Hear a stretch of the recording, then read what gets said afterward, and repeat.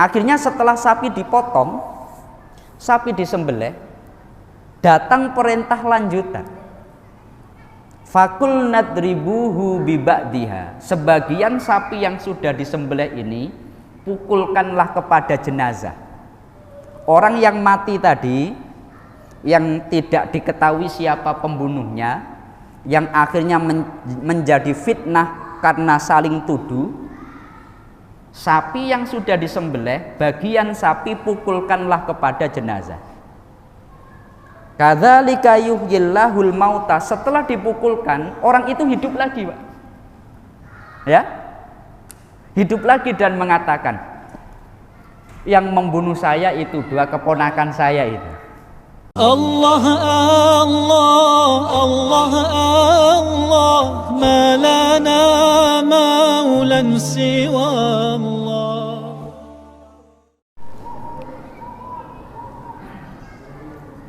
Assalamualaikum warahmatullahi wabarakatuh. Alhamdulillah wa syukrulillah wa bini'matillah, la hawla wa la quwwata illa billah. Alhamdulillahilladzi an'ama alaina bini'matil iman wal islam. Alhamdulillahilladzi khalaqal mauta wal hayata liyabluwakum ayyukum ahsanu amala.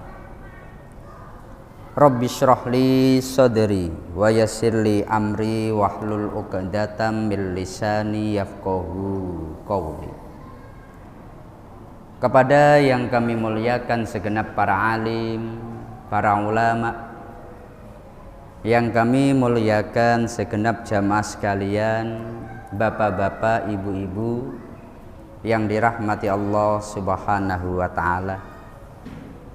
Alhamdulillah, oleh Allah kita kembali diberi rahmat dan nikmat hingga kita bisa bersama-sama kembali berkumpul di tempat yang mulia ini dalam rangka melaksanakan sholat isya secara berjamaah, dan kita melanjutkan dengan bersama-sama kita tholabul ilmi mengkaji Al-Quranul Karim.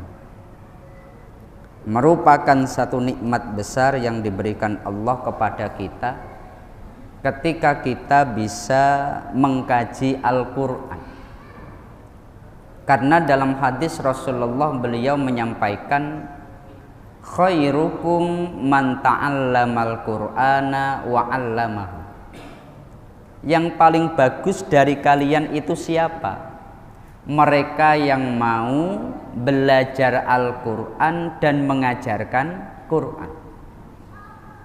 Maka siapapun orangnya, selama dia mau mengkaji Al-Quran, belajar Al-Quran, mengajarkan Quran, orang ini adalah orang yang terbaik.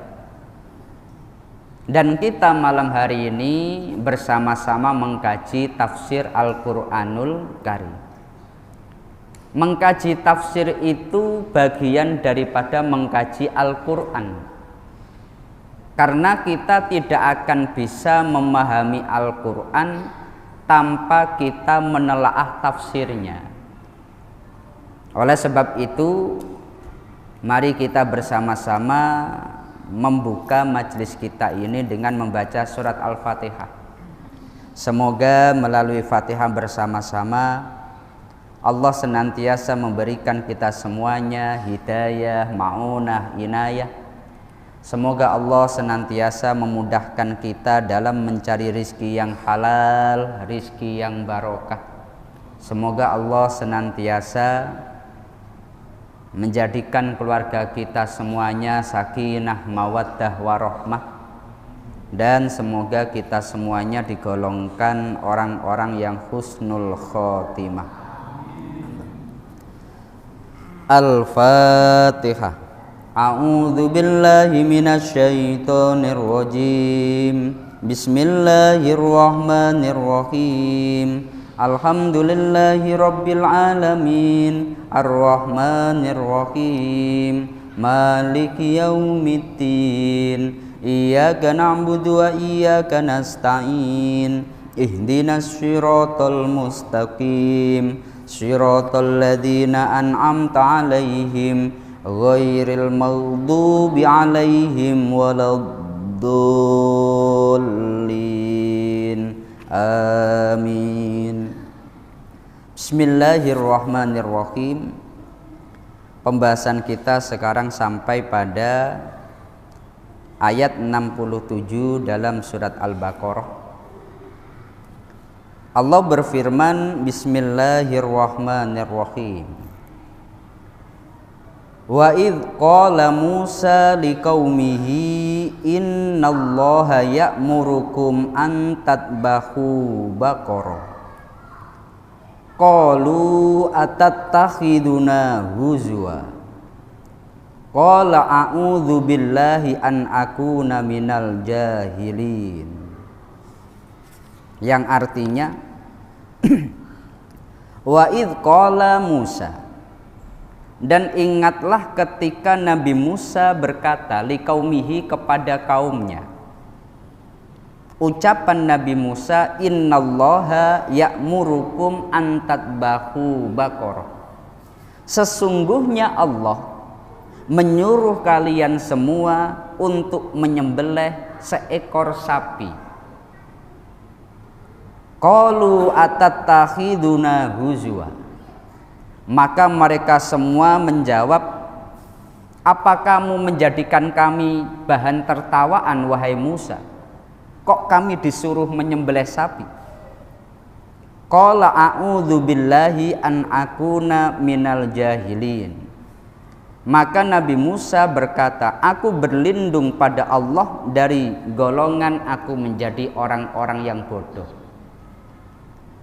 Ayat yang kita bahas ini adalah ayat yang insya Allah sejarahnya sudah pernah kita dengar, bahwasanya bangsa Israel, orang Yahudi, dalam sejarah itu mereka pernah diperintahkan menyembelih sapi betina. Surat Al-Baqarah, nama Al-Baqarah itu diambilkan dari ayat ini terkait sejarah sapi betina yang dicari oleh bangsa Israel. Lalu sejarahnya ini bagaimana? Sebagaimana di dalam tafsir Jalalain, di sana disebutkan waqad qutila lahum qatilun la yadri qatiluhu wasa'aluhu ayyat wallaha ayyubayyinahu lahum fada'ah. Asal muasalnya itu begini. Di bangsa Israel, Israel atau orang Yahudi itu adalah terdiri dari 12 golongan. Dari keturunan Nabi Yakub, anak 12, tiap anaknya memiliki golongan sendiri-sendiri. Lalu dari 12 golongan ini terjadi perselisihan hebat. Gara-gara ada seorang atau ada jenazah yang tidak diketahui siapa pembunuhnya. Maka dari tiap golongan itu saling tuduh, yang membunuh golongan kamu, yang membunuh golongan kamu, yang membunuh golongan kamu. Oleh sebab itu, karena ini menjadi prahara, terjadi fitnah, akhirnya mereka semua ingin menyelesaikan ini. Oleh sebab itu tokoh-tokohnya mengatakan, kan kita memiliki Nabi Musa, yang Nabi Musa itu dia disebut kalimullah, nyambung dengan Allah Subhanahu wa ta'ala. Maka mari kita minta petunjuk Nabi Musa untuk menyelesaikan masalah ini. Maka Nabi Musa itu beliau berdoa, ya Allah, jelaskanlah pada kami tentang pembunuhan ini, siapa pelakunya. Nabi Musa mewakili bangsa Israel meminta ditunjukkan siapa yang menjadi pelaku, karena telah terjadi fitnah di antara bangsa Israel. Tapi cara Allah menjawab itu luar biasa. Cara Allah menjawab dengan innallaha ya'murukum an tadbahu baqarah. Allah memerintahkan kalian semua menyembelih sapi. Ya Pak ya, menyembelih sapi. Lah apa hubungannya antara orang yang mati dicari pembunuhnya dengan menyembelih sapi? Apa hubungannya?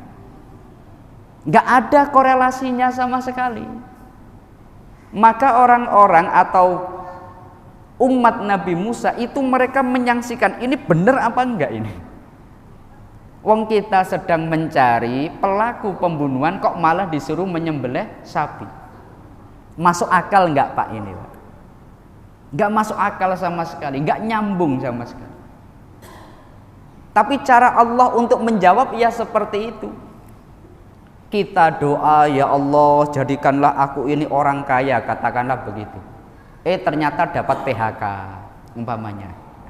Ya Allah jadikanlah aku orang yang bisa haji. Ternyata dia katakanlah ternyata memiliki satu cara yang Allah kadangkala melalui PHK dia sukses usaha, umpamanya begitu. Cara Allah menjawab doa kita itu nggak harus sesuai keinginan kita. Jelas ya Pak ya? Perintah Allah harus dilakukan. Maka mereka ketika masih sangsi dengan perintah ini, mereka mengatakan kepada Nabi Musa, atattakhiduna huzwa, ini kamu ingin menjadikan kami bahan tertawaan Musa, aneh-aneh saja kami. Nabi Musa menjawab, qalu a'udzubillahi an akuna minal jahilin. Gak mungkin aku dusta, gak mungkin aku bodoh. Inilah perintah Allah Subhanahu wa ta'ala. Maka di tengah mereka memiliki keraguan yang hebat, mereka ini yang belum sepenuhnya percaya. Akhirnya karena ini datang dari Nabi Musa, mau gak mau ya dilakukan. Tapi dengan sekian banyak syarat. Mereka itu namanya ta'annud, mempersulit. Sekali diperintah tidak langsung dilakukan, tapi mereka itu ogah-ogahan. Makanya mereka menjawab, qalu ud'u lana rabbaka yubayyin lana mahi. Musa, tolong kamu doa lagi pada Allah ya, dijelaskan kepada kami sapi yang dimaksud Allah itu sapi yang bagaimana, karena nanti kami takut salah itu.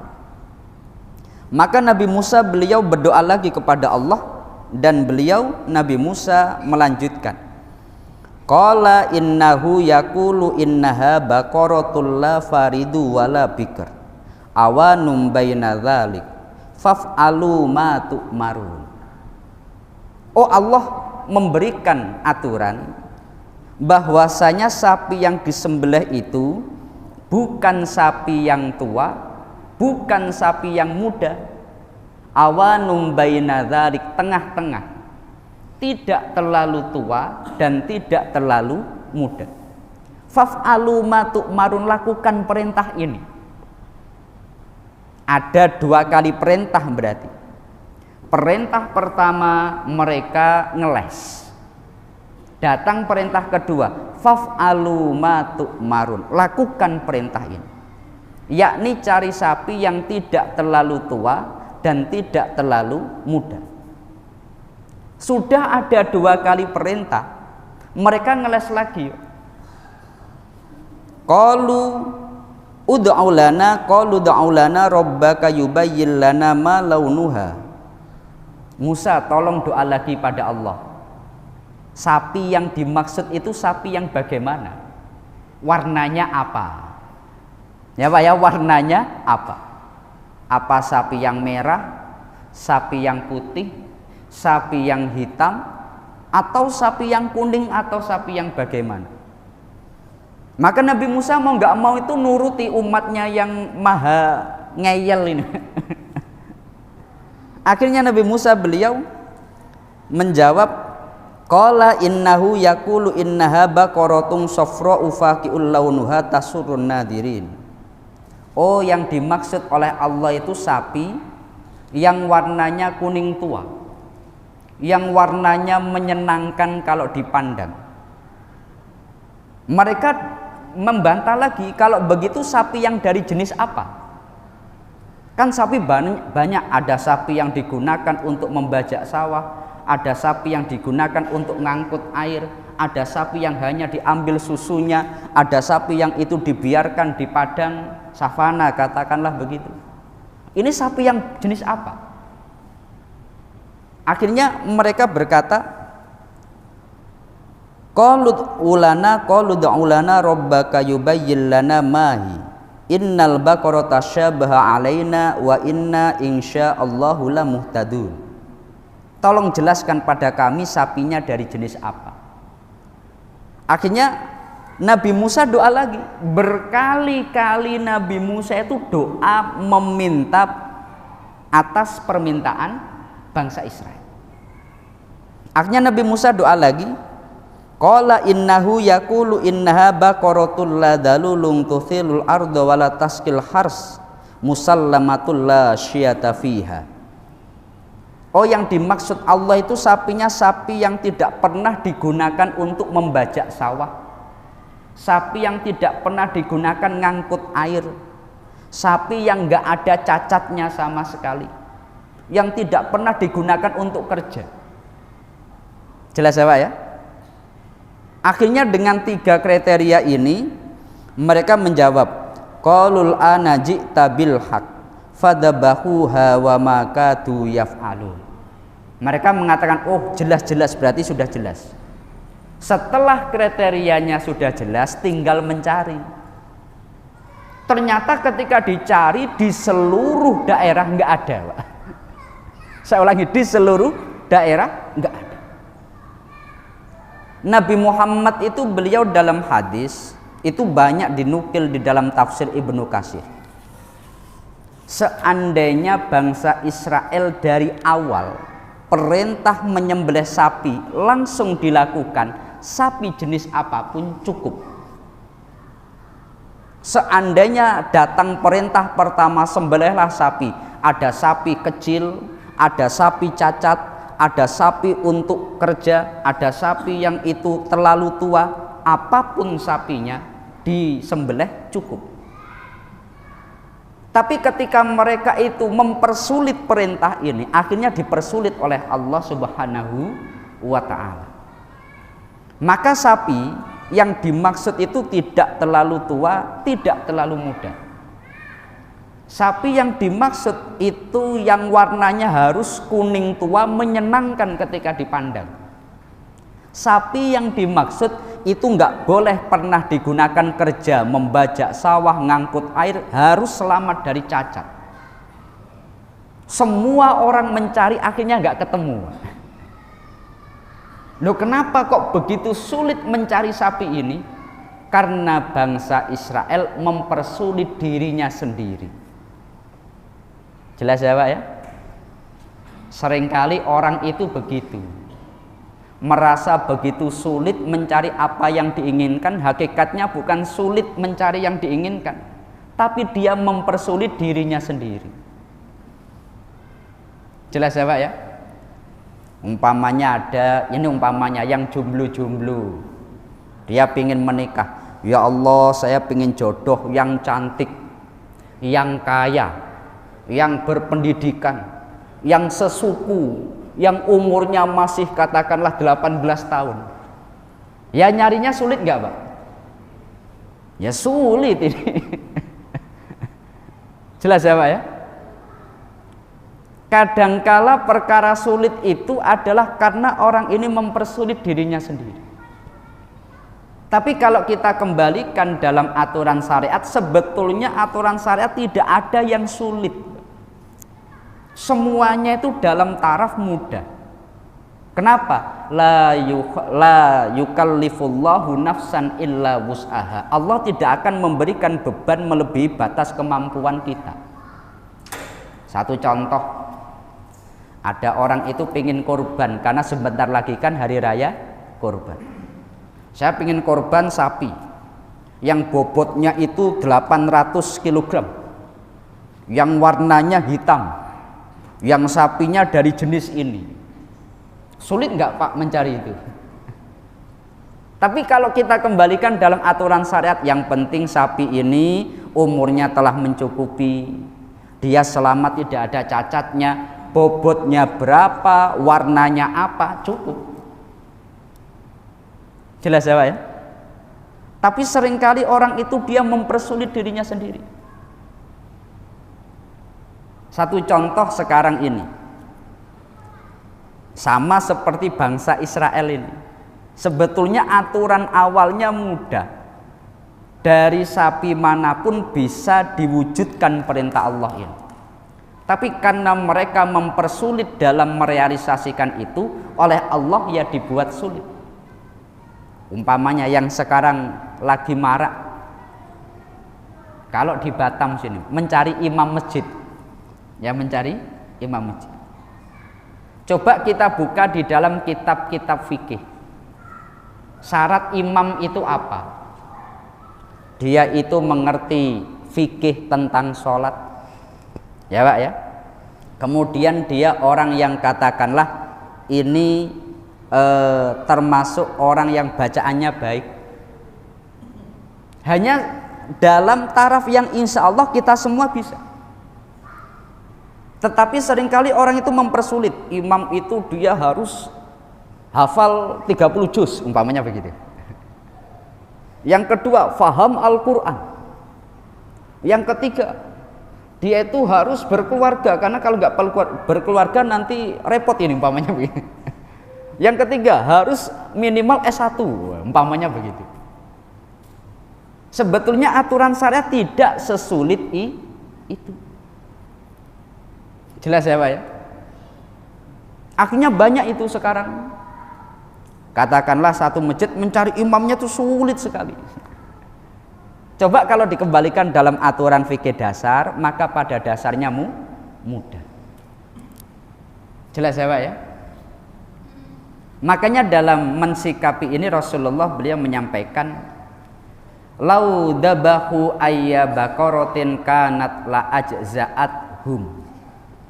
Seandainya orang Israel ini mau menyembelih sapi manapun, maka la ajza'at hum, cukup untuk mereka. Walakin syaddadu ala anfusihim fasyaddadallahu alaihim. Tapi karena mereka senantiasa mempersulit diri mereka sendiri, maka ya oleh Allah dibuat sulit mereka. Ya satu contoh begini.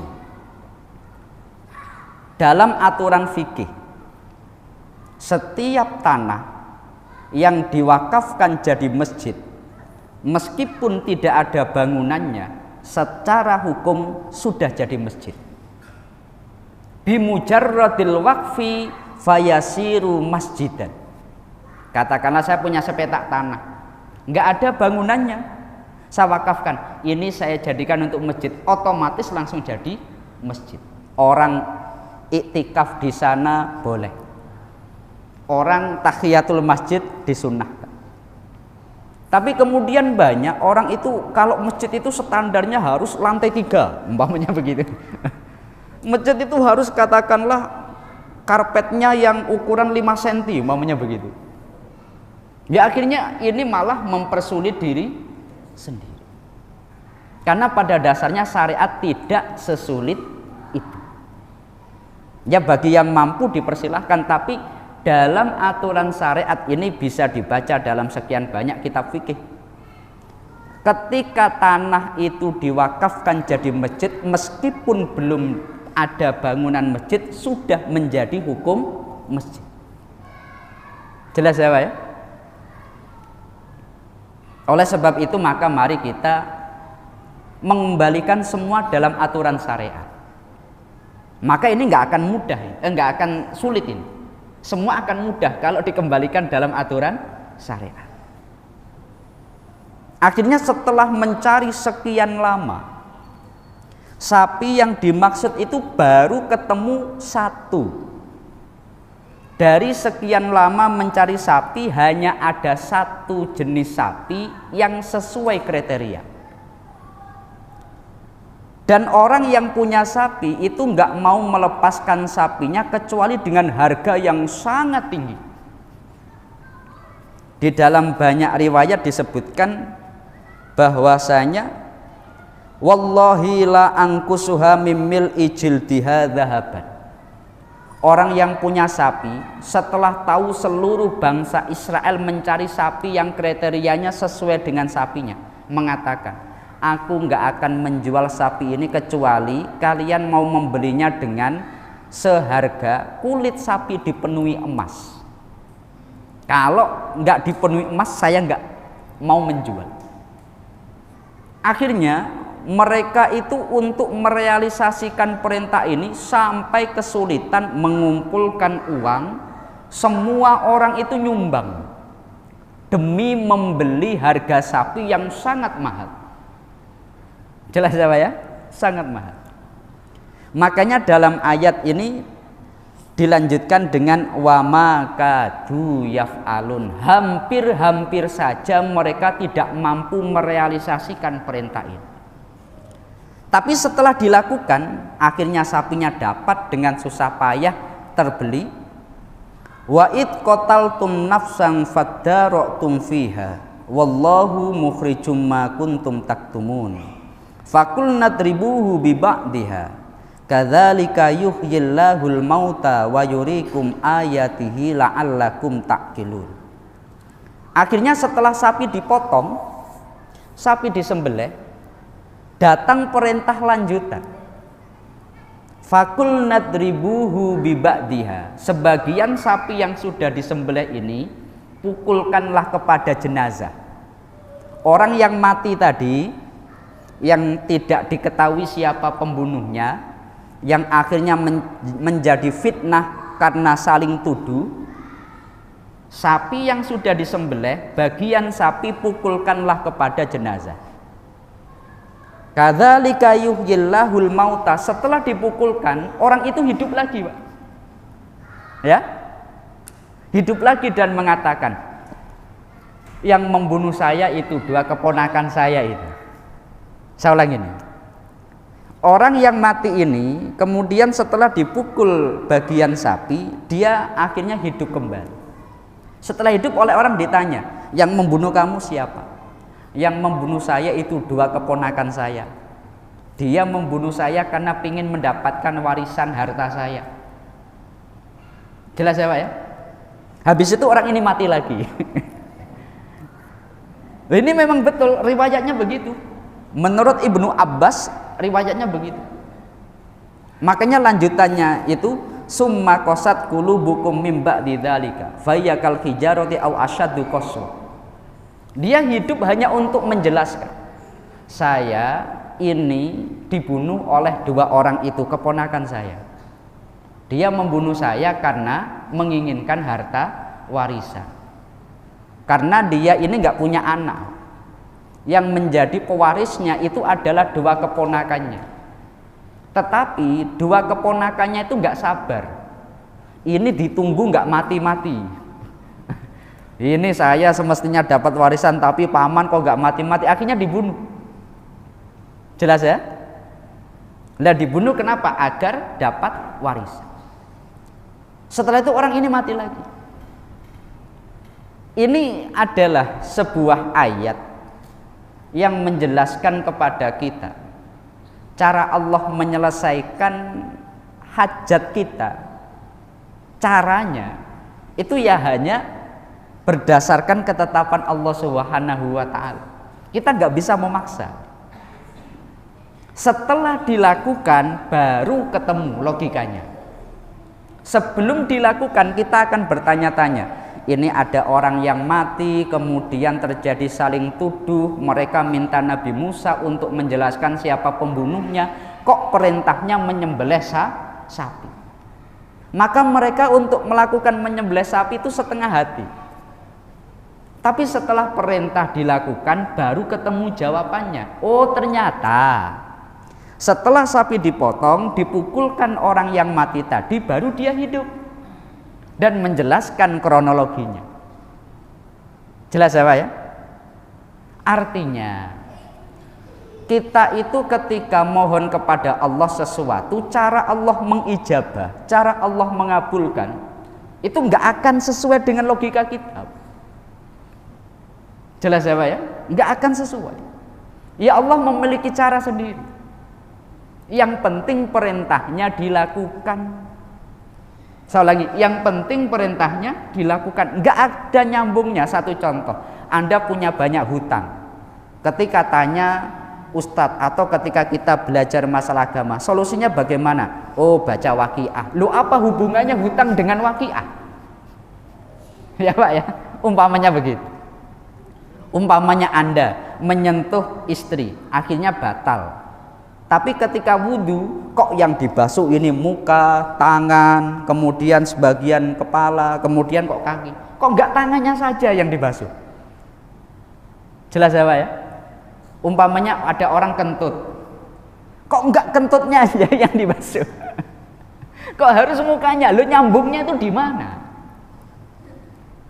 Tetapi kalau kita mau menjalankan aturan syariat ini, maka pasti kita akan mendapatkan jawaban atas apa yang menjadi pertanyaan tadi. Oleh sebab itu, sejarah ini menjadi sejarah besar. Makanya surat Al-Baqarah itu, nama Al-Baqarah diambilkan dari ini. Baqarah artinya sapi betina. Jelas ya Pak ya? Nah ini kalau masalah korban itu ya satu contoh begini. Antara hewan jantan dengan hewan betina itu lebih afdol mana? Ini sedikit masalah korban. Imam Asy-Syafi'i itu beliau menjawab, oh lebih afdol hewan betina. Cuma kalau imam yang lain menjawab lebih afdol hewan jantan. Sebetulnya kalau kita memakai itu nggak sulit, Pak.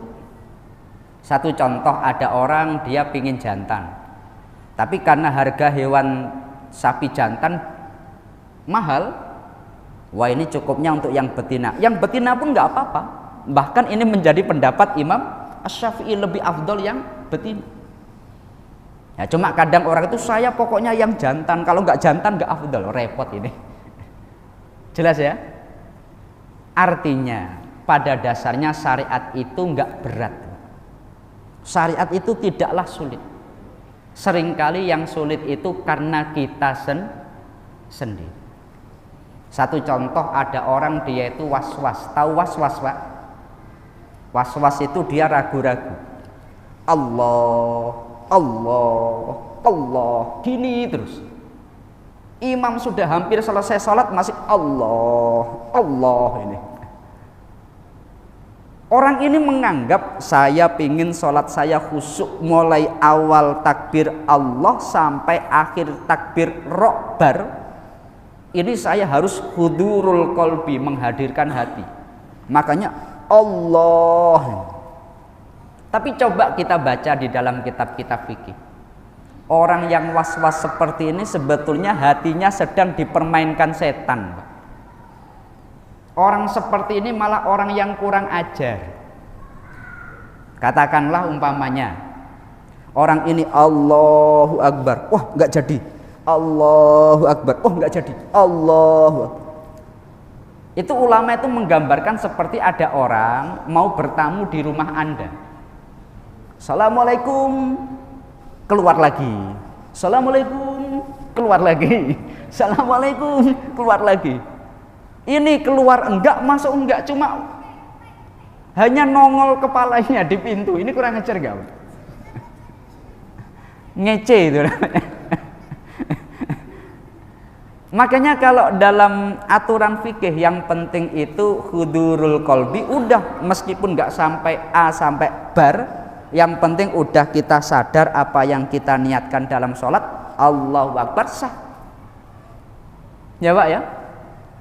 Makanya dalam aturan fikih khusyuk itu sunnah, gak wajib. Karena kalau wajib, yakin kita semua itu akan was-was semua ini. Menjadi sebuah standar yang mudah dilakukan pada dasarnya syariat fikih. Cuma kadang orang itu dia mempersulit diri sendiri. Sampai ada teman itu ketika dia saking was-wasnya.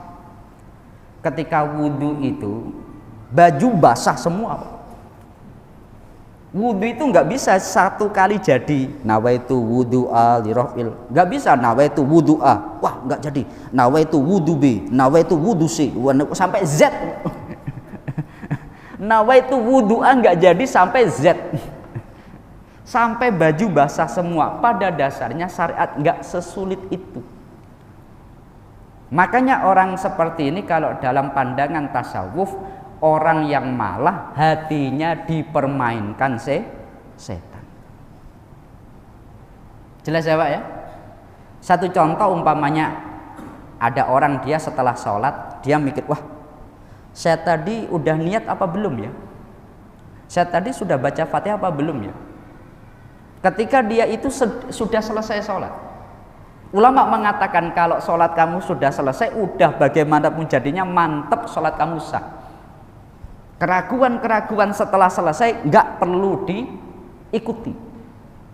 Karena kalau diikuti, Assalamualaikum warahmatullahi wabarakatuh, Assalamualaikum warahmatullahi wabarakatuh. Tadi saya sudah baca Fatihah apa belum ya?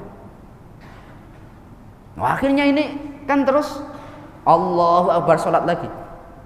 Setelah selesai, tadi saya rakaatnya 3 apa 4 ya? Loh kapan selesainya? Makanya dalam aturan fikih, kalau sudah selesai sholat kok muncul keraguan-raguan, maka fikih menetapkan sah. Kecuali ada bayinah, kecuali ada penjelas, ada orang ngomong, Pak, tadi Anda sholatnya 3 rakaat loh. Loh masa? Betul 3 rakaat, semestinya 4, Anda 3. Nah kalau ada seperti ini, kita harus nambah 1 rakaat dalam sholat 4 rakaat. Tapi kalau nggak ada seperti itu, ya kita harus yakin dengan kita salam sholat kita sah. Kenapa? Syariat tidak mempersulit kita. Aturan Allah pada dasarnya mudah dilakukan. Kok kadang sulit? Yang sulit pada dasarnya bukan aturannya, tapi orangnya. Jelas ya Pak ya? Ya satu contoh masalah kurban. Aturannya sebetulnya mudah Pak. Saya ulangi, sebetulnya aturannya mudah. Kurban itu daging sapi, saya bagikan kepada 10 orang, sah. Saya bagikan kepada 20 orang, sah. Saya bagikan cuma kepada 3 orang, sah. Tapi ketika ini harus merata, ini harus, wah repot kalau sudah seperti ini. Pada dasarnya aturannya mudah. Jelas ya Pak ya? Nah ini mungkin pembahasan kita pada malam hari ini. Jadi dulu pada bangsa Israel itu ada terjadi pembunuhan. Akhirnya mereka semuanya saling tuduh, minta petunjuk Nabi Musa untuk menyelesaikan fitnah tersebut. Perintahnya menyembelih sapi. Akhirnya karena mereka sanksi dengan perintah ini tidak segera dilakukan tapi dipersulit. Maka akhirnya Allah mempersulit mereka. Setelah ini dilakukan, ketemu sapinya, baru ketemu jawabannya. Setelah dipotong sapi, sebagian sapi dipukulkan jenazah, jenazahnya sendiri yang ngomong, yang membunuh saya ini gara-gara ini. Jelas ya Pak ya? Nah ini pembahasan kita pada malam hari ini. Mungkin sebelum kami lanjut, kami persilahkan, mungkin ada yang ingin ditanyakan.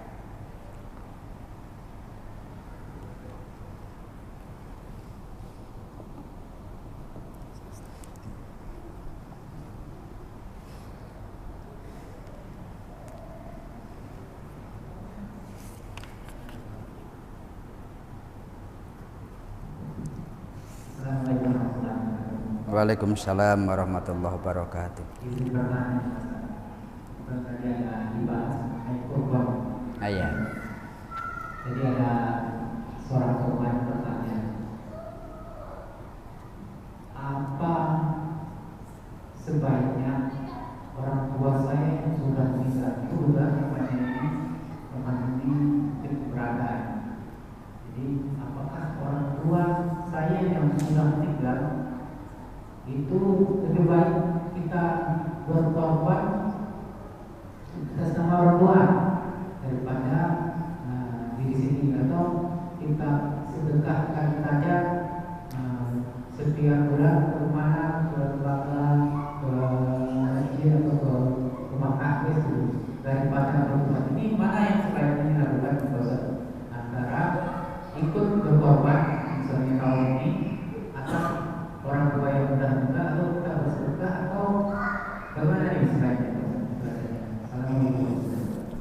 Waalaikumsalam warahmatullahi wabarakatuh.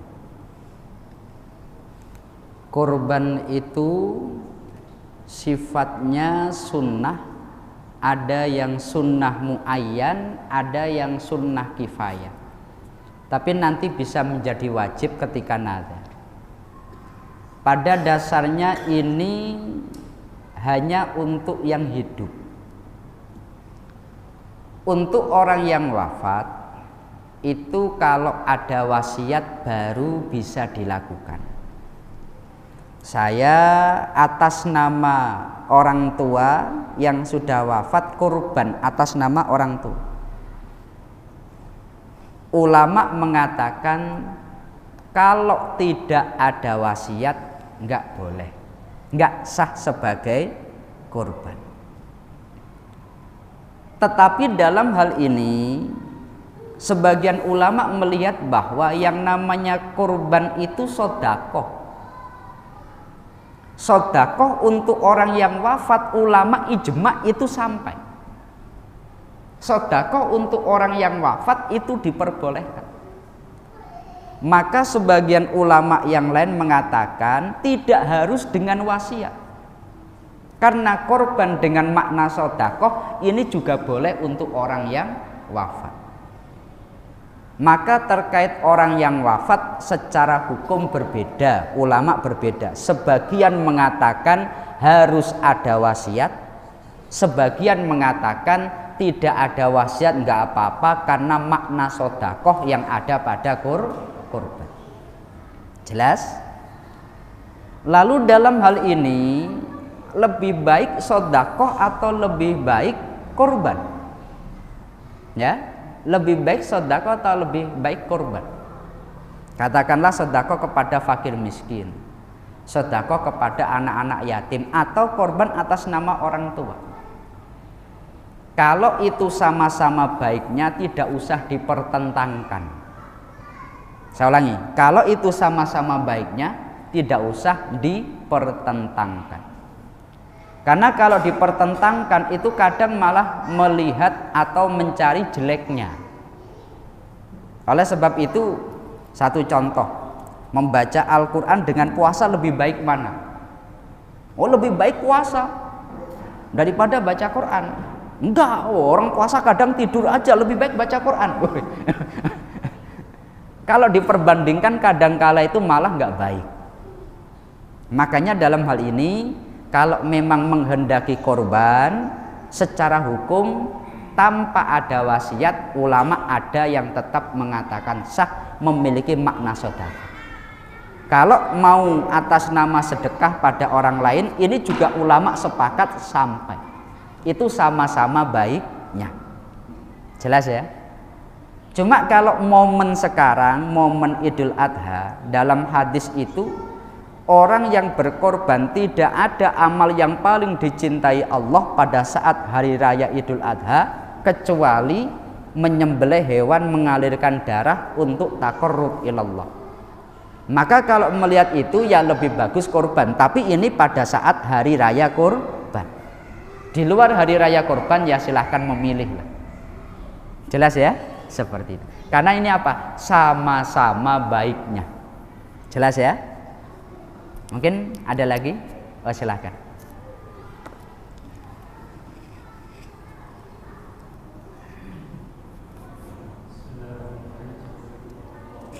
Waalaikumsalam warahmatullahi wabarakatuh.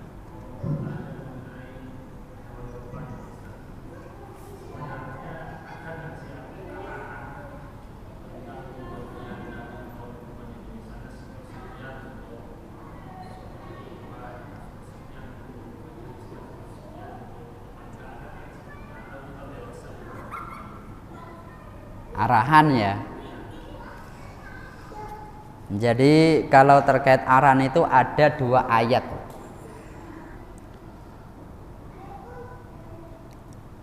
Yang pertama, wa'at imul ba'isal fakir. Yang kedua, wa'at imul qani'a wal mu'tar. fakulu minha wa at'imul ba'isal fakir. Ayat yang lain fakulu minha wa at'imul qani'ah wal mu'tar. Yang maknanya ini sama, ayat tentang kurban. Ayat yang pertama, fakulu minha, makanlah sebagian, wa at'imul ba'isal fakir, dan sebagian berikanlah pada orang yang sangat fakir. Satu. Ayat yang lain fakulu minha, makanlah sebagian daging kurban, wa at'imul qani'a, dan berikanlah pada qani', wal mu'tar, dan berikanlah pada mu'tar. Ini ada dua nama yang disebut, qani' dan mu'tar. Qani' itu siapa? Orang yang enggak minta-minta. Mu'tar itu siapa? Orang yang dia minta. Maka dalam dua ayat ini maknanya itu pada dasarnya tiga. Satu, orang fakir miskin yang dia meminta-minta. Dua, dimakan sendiri. Yang ketiga ini pada orang yang enggak minta-minta. Karena ini kan makanlah sebagian dan berikanlah pada orang yang ba'isal fakir, sangat fakir.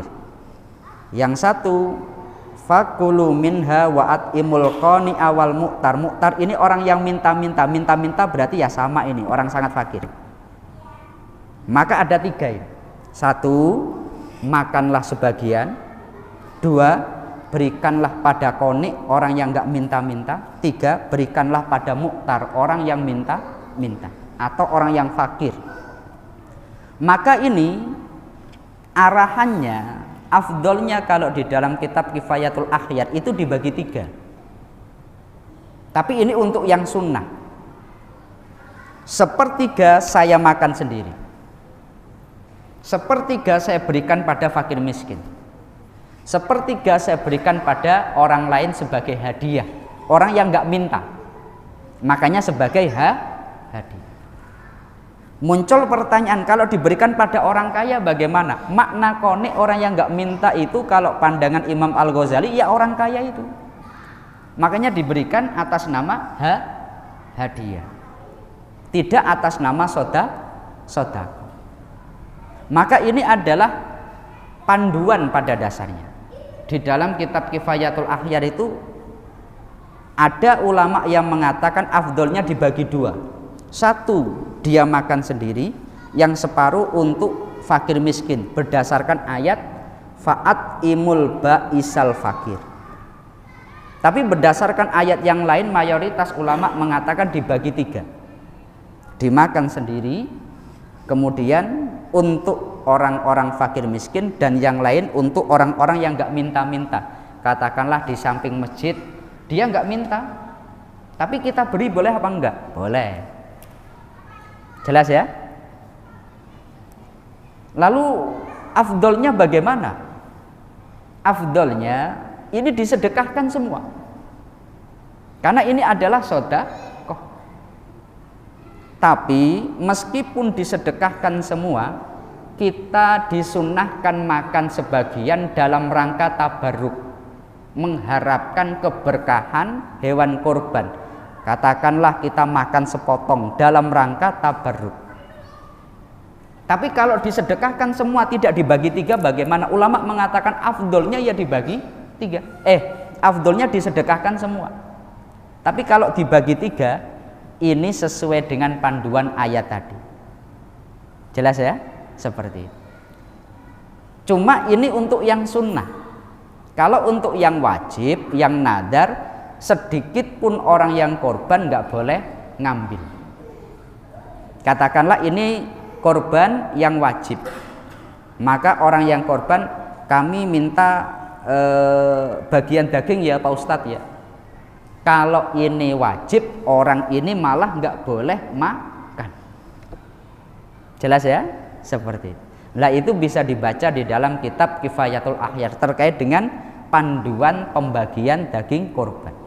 Dan daging korban itu relatif lebih mudah, Pak. Artinya tidak seperti zakat. Zakat itu ada fakir, miskin, ibnu sabil, sabilillah, kemudian gharim, amil. Kalau untuk korban Itu nggak ada pembagian itu. Bahkan kalau diberikan kepada orang di luar Islam, kalau dalam fikih madhab Syafi'i, untuk korban yang sunnah ini harus teliti. Untuk korban yang sunnah diberikan kepada orang di luar Islam, menurut fikih madhab Syafi'i itu boleh. Karena kalau kita baca dalam hadis Rasulullah ketika korban, Aisyah tanya, ya Rasulullah, daging korban ini diberikan pada siapa? Utu ila jarina Yahudi. Berikanlah kepada tetangga kita yang Yahudi itu. Daging korban diberikan kepada orang Yahudi. Ini korban Rasulullah Sallallahu Alaihi Wasallam. Tapi kalau zakat diberikan pada mereka nggak sah. Zakatnya tidak sah. Maka dalam pembagian daging korban relatif lebih mudah. Cuma syaratnya satu, harus diberikan dalam keadaan mentah segar. Saya ulangi ini, harus diberikan dalam keadaan mentah segar. Enggak boleh ini daging korban dibagikan ke masyarakat tapi sudah dalam bentuk matang. Lah ini enggak boleh. Harus mentah segar. Umpamanya ada lembaga yang membagikan daging korban dalam bentuk kornet, dalam bentuk rendang, ini nggak boleh. Dalam keadaan tidak darurat harus dibagi dalam keadaan nayyian, mentah segar. Kenapa? Orang yang menerima daging itu disebut ahlu rusdi, Pak. Orang yang pinter. Kita semua yang hadir ini kan seleranya beda-beda, Pak. Umpamanya saya atas nama panitia, daging korban saya jadikan rendang semua, biar awet saya bagikan ke masyarakat. Padahal Anda pinginnya sate, lah kok dikasih rendang? Yang sana pinginnya soto, yang sana pinginnya apa itu gulai, lah kok dikasih dalam bentuk yang sudah jadi? Lah ini nggak boleh. Jelas ya? Nah, jadi itu sekilas terkait dengan pembagian daging korban. Mungkin ada lagi? Oh, silakan. Waalaikumsalam warahmatullahi wabarakatuh. Yeah.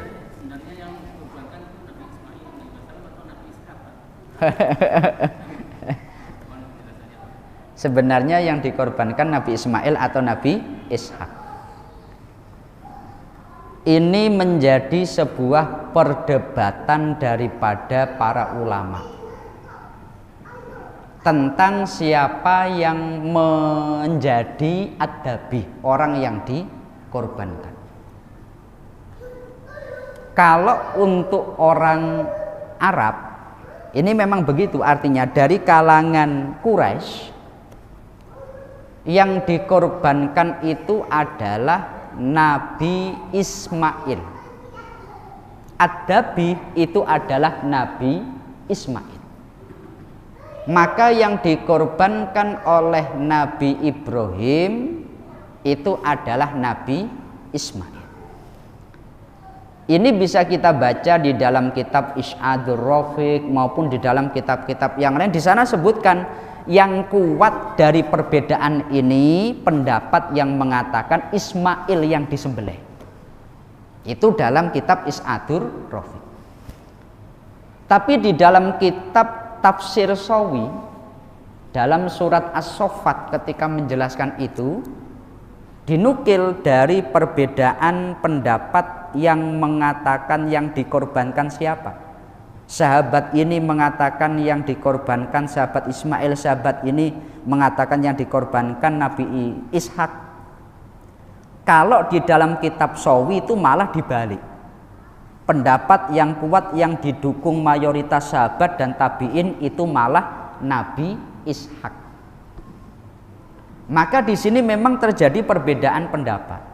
Orang Yahudi ini, tapi kalau di dalam tafsir Shawi, orang Yahudi memakai pendapat dulu yang dikorbankan oleh Nabi Ibrahim adalah Nabi Ishak.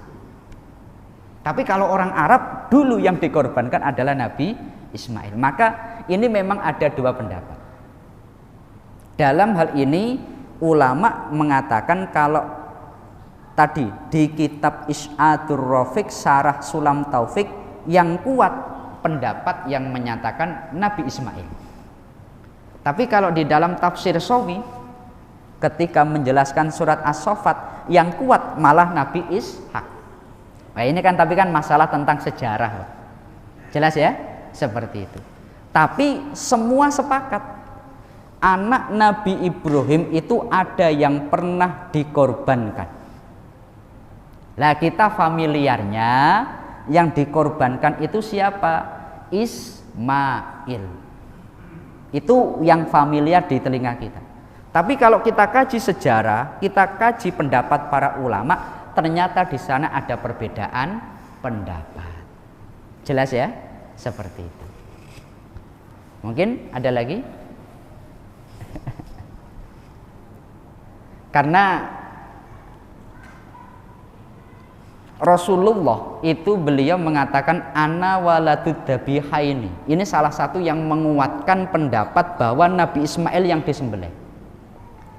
Nabi Muhammad ini kan adalah putra daripada Abdullah. Abdullah sampai lurus ke atas Nabi Ismail, kemudian Nabi Ibrahim. Nabi Muhammad mengatakan saya ini anak dua orang yang disembelih. Siapa? Ayah Nabi Muhammad itu waktu muda disebut Ad-Dabih, orang yang dikorbankan. Karena pernah Sayyid Abdul Muthalib, dia itu kakek Nabi, dia ketika menggali sumur Zamzam yang setelah terpendam karena Mekah diserang, mereka menyembunyikan sumur Zamzam, akhirnya ditimbun. Setelah ditimbun mereka meninggalkan Mekah. Setelah kembali ke Mekah karena sudah aman, mencari posisi sumur Zamzam mereka kesulitan, Pak, karena semua pasir lah dulu. Di mana sumur Zamzam? Mereka semua ngerti ada sumur Zamzam di sekitar Ka'bah, tapi letaknya di mana nggak ada yang tahu. Yang menemukan kembali siapa? Kakek Nabi Muhammad, Abdul Muthalib. Tapi proses menemukannya itu setelah beliau mimpi, beliau yakin posisi di sana. Ketika beliau mau menggali, semua orang menentang Abdul Muthalib. Akhirnya karena dia nggak ada yang mau membantu, dia hanya dibantu satu orang, putranya saja, namanya Haris.